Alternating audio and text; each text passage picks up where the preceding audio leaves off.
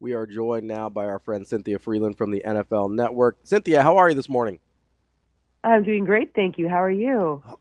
Well, we've got a bye week on the collegiate level, so that's like got us in pause. And Cynthia, full disclosure, we get the whole Russell Wilson McDaniels thing going on as myself being the diehard Steelers fan. So I'm cautiously optimistic this week. How are you? Besides keeping up on all I'm the great. trades. Yeah, the trades are at least exciting, right? Like, we have a bunch of years. I remember it was like nothing happened, bunch of crickets, and then now we get a bunch of trades, and now we're like, oh my goodness, we have to a Okay. lot of figuring out to do. All right, you're smart, so I'm going to try to get a 2-1 here. It seems like the NFL has kind of looked at either some other sports models or what, particularly in the NBA, where we're seeing more guaranteed money, shorter contracts, willing to leave a year or two on the table, kind of like the LeBron James thing, and we're seeing actual more straight up trades. Did we fall asleep when this kind of became a thing, or should we have seen this coming with the way sports are moving? I mean, it's a great kind of. I'm sure they look to other sports and kind of see what's going on to see like what's the best practices because you'd be stupid not to, right? You're smart to do that, but I think the other thing that's in play in our sport in particular is the way that the salary cap works, the floor and the ceiling. And now you have such extremely different pay for quarterbacks on rookie contracts versus quarterbacks who are on their actual contracts. Yeah. So, if you're trying to leverage a favorable contract, you should be trading in order to optimize your team for the season you're in because you don't know what's going to happen after those contracts keep ballooning, right? So I think that also has an impact with it as well.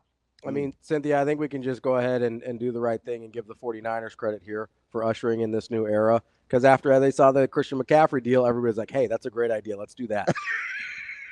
Yeah, that's right. Yeah, I mean, yeah. That's kind of funny, but it's true.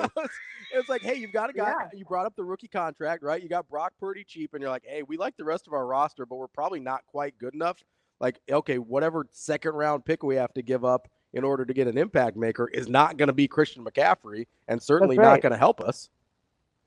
Well, and if you also think about it, the closer you are to the draft, the more you kind of at least have some, idea of which quadrant you're going to be drafting in, right? Mm-hmm. So it's not like they would have been giving up like a top 10 pick, right? Think about it. The Christian McCaffrey, if you would have given up a first rounder, it would have been late first round or a late second rounder. So it really you have at least an idea of where you're going to be drafting, so you know a little bit more about what you're giving up and what you could potentially get. And you also have some clarity. You brought up the college level.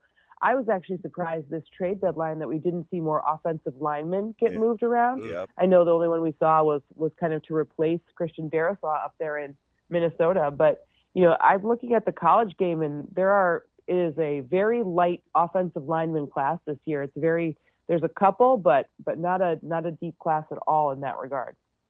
So, Cynthia, after all the dust settled and you look at all the moves that were made, which one do you think had the most impact on actually winning for that franchise?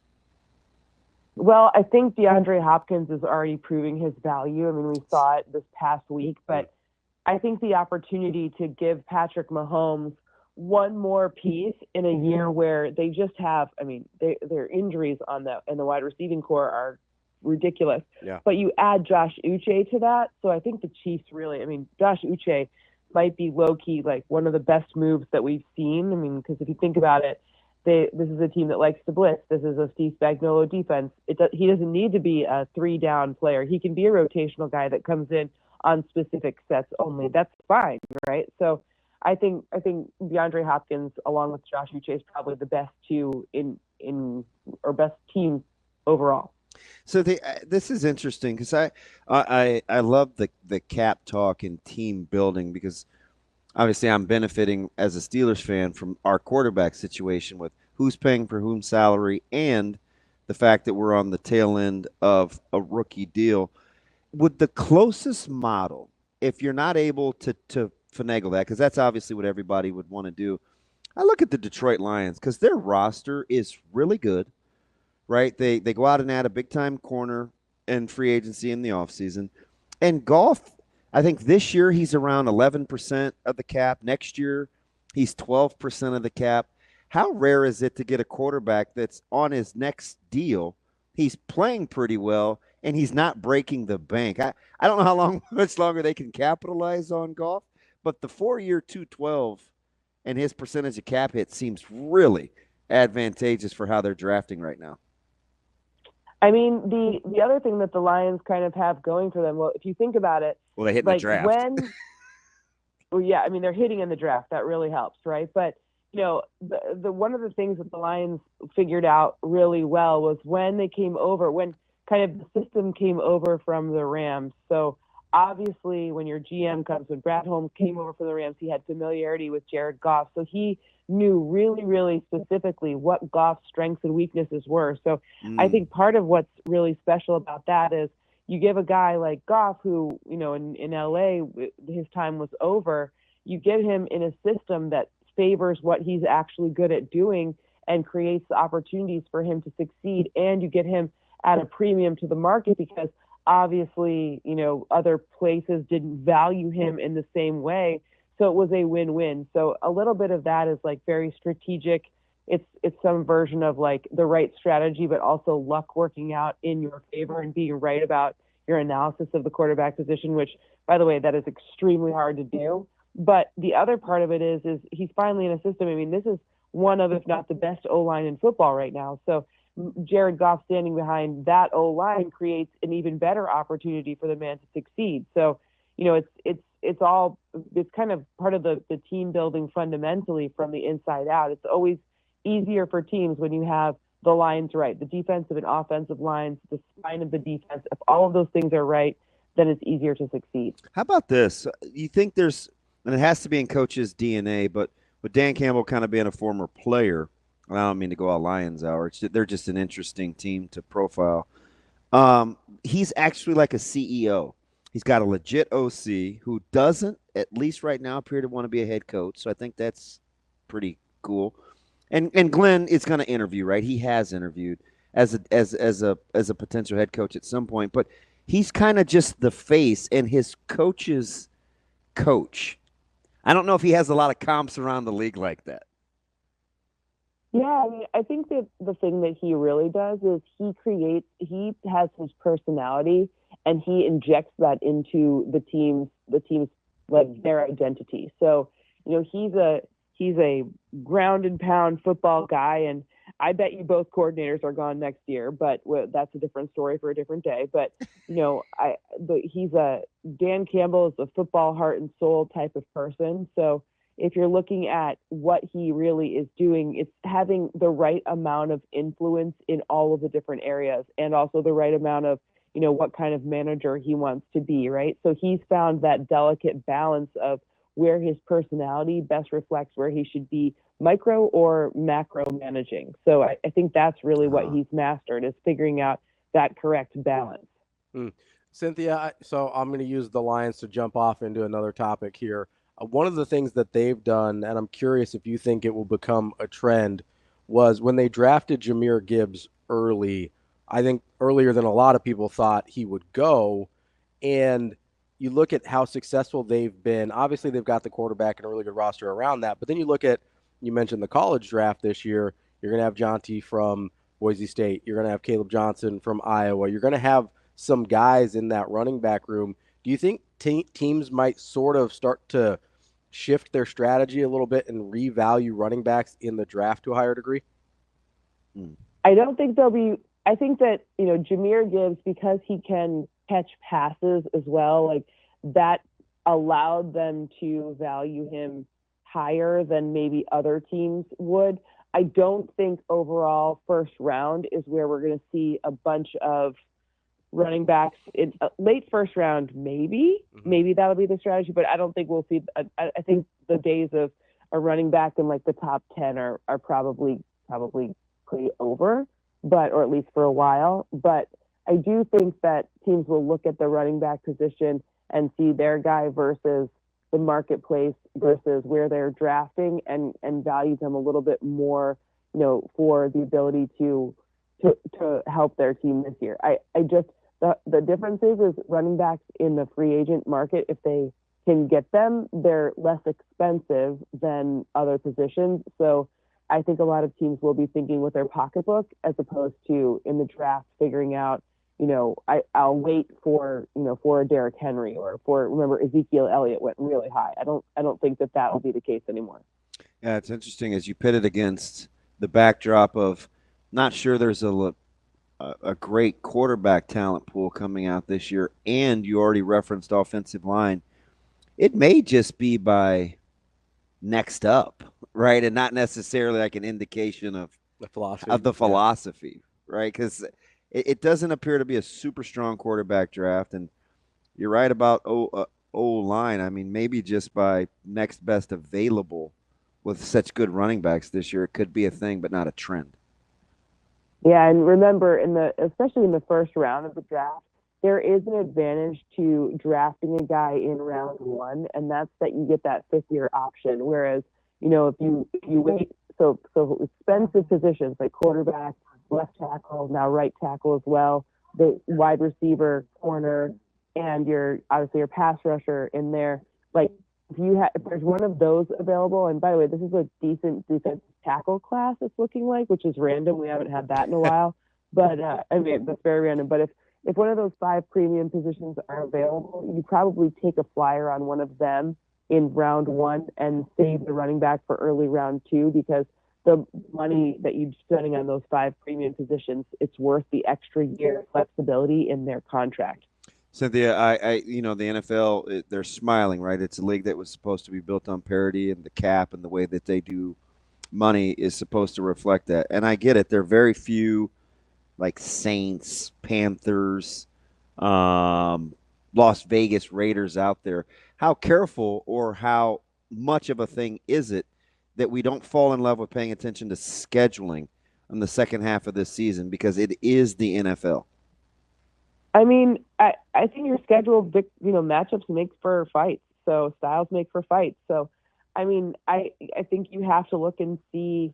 And by the way, it's extremely valuable to get that number, that only singular buy this in every single year, because, in the playoffs, a 1-game sample size, as we've seen, I mean, March Madness is called March Madness for a reason. It's the same thing with the playoffs in the NFL. In one game, a lot of weirdness can happen, so to me, like, your schedule, you kind of can't let up. There are no, maybe week 18 you can have, you can take a strategy when you already know your destiny, but as of right now, you should be trying to get that bye if you're playoff eligible, or in many cases trying to make the playoffs. We're talking with Cynthia Frelund from the NFL Network. Cynthia, all right, I'm going to give you a couple teams here, and I want you to tell me which one you're most, let's say, concerned about for the second half of the season, being able to replicate what we saw in the first half. First team, the Atlanta Falcons. Second team, okay, Houston Texans. Third team, Buffalo Bills. Fourth team, Pittsburgh Steelers. It's interesting because, you got to look at their schedule. So, the Falcons, yeah. Let's start with the Falcons, right? They get to play in the NFC South. Mm-hmm. And the NFC South is not the strongest division in football. So I know they're already having their second matchup this weekend against the Saints. And last time it was a weird one where they didn't even score an offensive touchdown. But I think they close out their division well, is what I presume. I mean, I don't think people are super scared of the Panthers. And, I think that the Bucs are tricky, but not as strong as we've seen in recent years. So I think the Falcons are sitting pretty good, in pretty good shape. What was the second team you asked me about? So it was the Falcons, Texans, Bills, and Steelers. Great. So Texans, the thing I'm concerned about with the Texans is their offensive line. They keep kind of getting weaker and weaker in O-line play. It started off, I was not so concerned because it just looked like they were getting a bunch of penalties, and that was the problem. But the interior of their offensive line is giving up the most sacks in the league, and that's just going to be hard for anyone, but especially hard when Stephon Diggs is no longer there. And even though Nico Collins is forecast to be back, I don't know if he's playing at 100. He'll be 100% when he does get back. So, that's concerning for me for them. But I still think they win their division pretty handily. They're also in a favorable schedule situation. I just don't think that they get the bye. The Bills, look, the Bills still have the Chiefs. They're coming up here, not this week, but the week after. They're playing a first place schedule, which is always more difficult. However, they already beat Miami twice. My dogs, I'm sorry, are. I love it. It's good. We like. We're big dog people. They're really they love each other. And they're like if Gronkowskis were dogs. Like all they do is wrestle and suplex each other. It's crazy. So they're huskies. They're very cute. Oh, bless your heart for the goat dogs. Nice. Yeah, I mean, Bills have basically already secured their division, so they'd be playing for the bye. I'm not super worried about them. And Steelers, that's the one they're just in the hardest division. I know you're a Steelers fan. It's the hardest division in football. Well, maybe second hardest in the NFC North, but the AFC North is tricky. The Ravens are right there, like on your heels. And then there's always some strange things that happen. Like there's always like that weird Bengals game or that weird Browns game where, their division situation dictates a loss that we wouldn't expect. Right. So I just think that by virtue of being in that division, it's probably the hardest of the four that you mentioned. All right. We're going to go old school literally and go tree of trust. We'll just rapid fire with your trust level for these teams. I'll just let you say yay or nay. If you want to expound, we'll roll. Philadelphia Eagles. I do trust them. They are in a bad division. The New York. I mean, I know the Washington is good now, but I think the Eagles, they get a boost because the NFC has like a few at the top, and then they're kind of like it's a weird year in the NFC. The New York Jets. Nope. Now that's a bad division. I trust them this week because I think they surprise the surging Cardinals, but I still think I don't trust them over. Oh, that's interesting because next up I'm Kyler Murray, comeback player of the year guy from last year, the Arizona Cardinals. I think they're exceeding expectations. Like I didn't expect this much for them, but I think that they have a legit shot to win the division. So I think I'd have to trust them. They're mostly because of what I thought ahead of the season, right? I didn't think they'd be this good, and they're exceeding. Tricky one here. The Houston Texans. I mean, when you have that defense and that quarterback, I guess I trust them, and I do think they win their division. So yes, I trust them. Should they be better? I hate saying that because I've competed. It's hard to win, but they seem like they should be better. I mean, I think it feels like the hard part about all of this is, this year has been a weird year. Like the Chiefs are undefeated, and yet it doesn't feel like that offense that we're used to seeing light up the world is the reason that they're winning, right? So I don't know. I mean, let's see how they finish, right? It's not how you start, it's how you finish. So getting a little healthier with Nico Collins back. It's not really on CJ Stroud. A lot of the worry, he's not somehow gotten bad, right? Like he's still excellent. So we just need more than Joe Mixon out there as a legitimate offensive threat. Yeah, how about his rebirth? Like I saw Cynthia, full disclosure, I'm one of those guys that when the Bengals were going into the season, they were my prime regression candidate because I felt like they had lost too much and there was a little bit of turmoil. But it started with Mixon. I get the versatility within that offense, but the receivers aren't healthy. He's flourishing. What do you think it is about him landing in Houston that's allowed him to perform like this? I mean, I think, between Bobby Slowick, between Gerard Johnson, the infrastructure they have in place for him to be able to learn the position really well and with a lot of the right supporting cast from the non-on-the-field standpoint, I think that has been like the reason for CJ Stroud. Remember, Gerard Johnson himself played quarterback.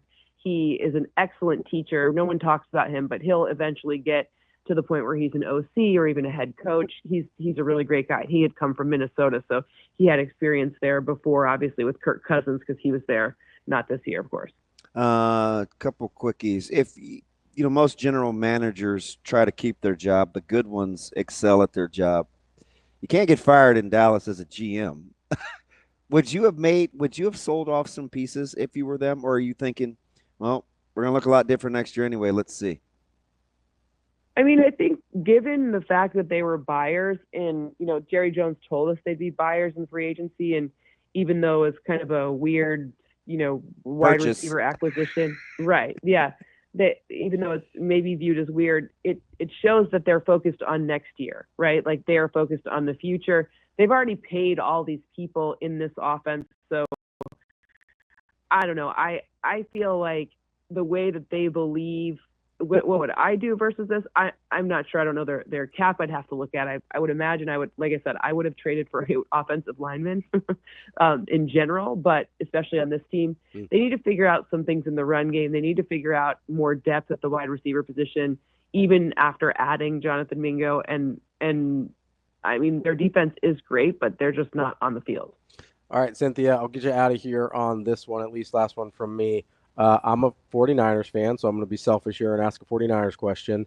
The injuries this year have obviously been a huge part of their kind of slow start.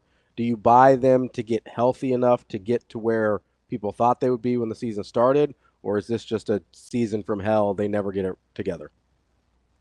I think that, look, if Christian McCaffrey can be the Band-Aid to what's going on and the bridge to what goes on in the red zone. I mean, this is a team that has been relying on non-red zone scoring to win games, and it's worked enough, except for when, your kicker gets injured in the game, et cetera. But if Christian McCaffrey, who is excellent in the red zone, this is the guy with the most touches, this is the guy with the most touchdowns last year, this is the red zone king from last year. If he can go back to that status this year, then I think the Niners are okay.